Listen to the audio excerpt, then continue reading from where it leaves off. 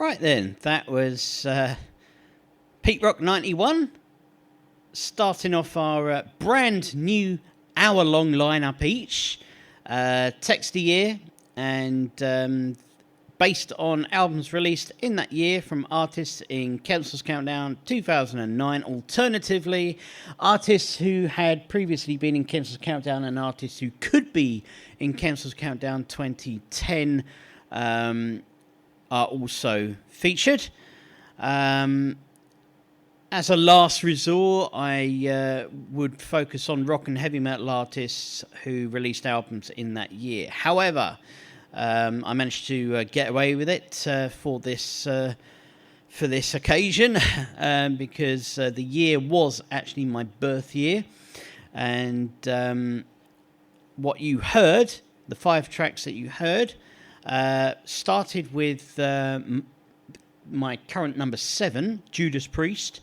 The album Sin After Sin was released on the 8th of April. It peaked at number 23 on the 14th of May. Diamonds and Rust was released as a single, and it was their Joan Baez cover on the 19th of April, but failed to chart, unfortunately. Pete's prediction number 1 for Council's Countdown 2010 for this year could possibly be for AC/DC. Unofficially, during the years which I was not recording shows between October 2004, when, the Sound Invasion finished the month before that in September of 2004, but I went without recording radio shows from October 2004 all the way up to January 2008, when Yuri came along and Hot Metal was born. But unofficially, I did put AC/DC in my top 10 in 2006, but since that doesn't exist anymore, they're eligible for a new entry this year. From the album, Let's Let There Be Rock, they released in this year on the 25th of July. It peaked at number 17 in the albums chart on the 5th of November. Let There Be Rock was released as a single on the 30th of September, but failed to chart in the UK. Then track number 3 that I played in Pete Rock was formerly number 9 in Council's Countdown in 2001 on the Sound Invasion on Friday the 16th of November 2001, along with my special guests Emily, Rachel, Hannah and Derek. I played you Queen, and the News of the World album was released on the 28th of October, peaked at number 4 on the 12th of November, and I played you the single We Are the Champions, released on the 7th of October and peaked at number 2 on the 22nd of October. Track 4 from Pete Rock was formerly number 4 in Council's Countdown 2001 for Aerosmith. They released the album Draw the Line on the 9th of December, but failed to chart in the UK. Draw the Line was also released as a single on the 7th of October and also failed to chart in the UK. Bit of a shame, but never mind. And Pete's prediction number 2 for Council's Countdown 2010 this November. It's for Alice Cooper, the presenter of Breakfast with Alice on Planet Rock. I absolutely love Planet Rock. I wish I worked on there. Lace and Whiskey, the album was released on the 15th of May in that year, and it peaked at number 33 on the 28th of May in the UK. And the single No More Love at Your Convenience was released sometime in April and peaked at number 44 on the 21st of May in the UK Top 100 Singles chart. So not bad going for the current presenter on Planet Rock's Breakfast with Alice. Oh, I love that show. Now then, here's when things get a little bit confusing because we've got a change in feature lineup. Although the features are still in there.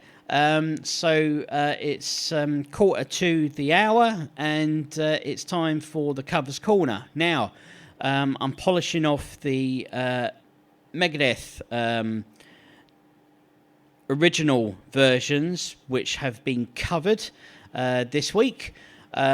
Because this one that I'm actually finishing off with is unbelievably clever, because it's the Mechanix. Now, the Mechanix has such an interesting story behind it, and a lot of heavy metal and thrash metal fans will argue that Megadeth did not release Mechanix first. It was actually released by Metallica. But here's the kicker. Mechanix was written by Dave Mustaine and released on the bootleg of the 1982 No Life Till Leather demo, which was never officially released by Metallica's record label. Okay? But cover version number 1 is actually the original, or the first.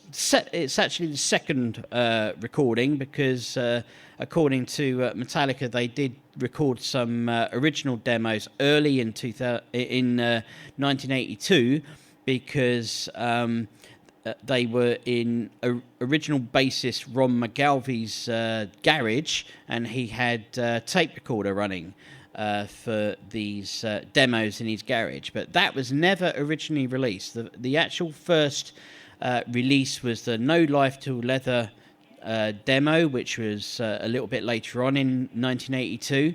It was released as a bootleg demo EP, but the record company, for some reason, never released it officially. So everybody knows Mechanix, but they know it as the Four Horsemen. But that is not going to be played. It's Metallica's 1982 version of No Life Till Leather. Thank you, Yuri. You are such a good friend, providing for Hot Metal, even if you don't work on it anymore. He's given me an MP3 bootleg that he somehow picked up. He sent it to me on a CD, and said, hey, you've got to play this on the show. So thank you, Yuri, for sending me this. It will be cover version number 1, Mechanix, covered by Metallica, despite they recorded it first. Cover version number 2, this is nice and short.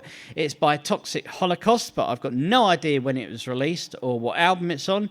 The original official version is by Megadeth, and it was on their 1984 demo tape, which was later added as 3 bonus tracks to the 2004 edition of their 1985 debut album, Killing Is My Business and Business Is Good, along with the album version. But I'm going to play you the demo to finish with. This is the final Megadeth featured Covers Corner. This is Mechanix.